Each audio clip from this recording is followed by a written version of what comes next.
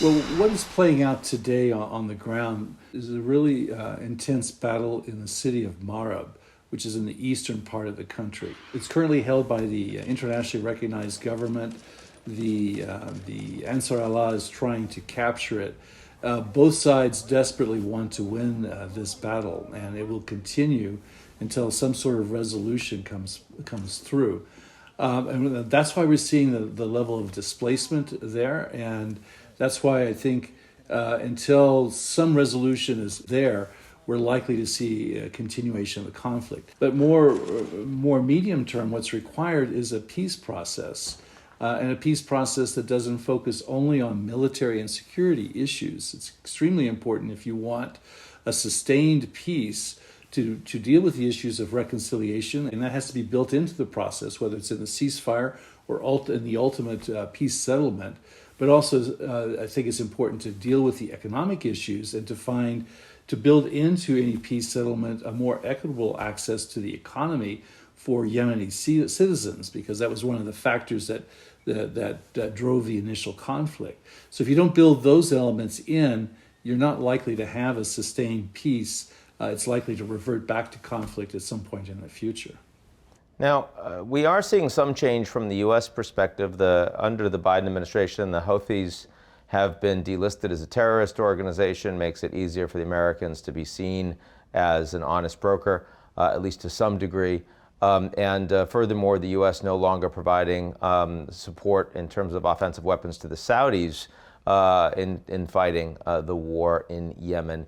Do either of those two things actually make a difference on the ground? Primarily looking at it from a humanitarian angle, and I think from that point of view, yes, it's been very, very helpful. However, any honest observer of all initiatives to try to jumpstart a peace process would have to say that so far this has not worked. It's not from a lack of trying, that's for sure. But it just shows you the underlying difficulty of addressing this problem. The fact that it hasn't worked yet doesn't mean it won't ultimately work. And these things are difficult. I've been in, as I mentioned, several conflicts before. Things really don't move forward until there's a will on all parties' side to go forward, to say, yeah, now is the time for peace. And so continued advocacy by those who have influence with the parties in conflict and the regional players, I think, is necessary to continue to push for peace.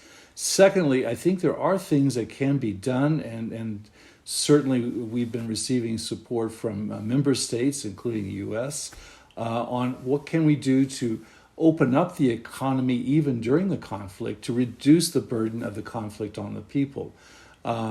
Particularly opening up transport into the country for food supplies, opening the port of Houthi, reducing some of the restrictions linked to the conflict, inspections regimes, which will still be necessary, but there may be ways to ease that in terms of delays and the costs that go in. Because each time there's a delay, each time there's an impediment, it increases the cost of food to Yemeni people.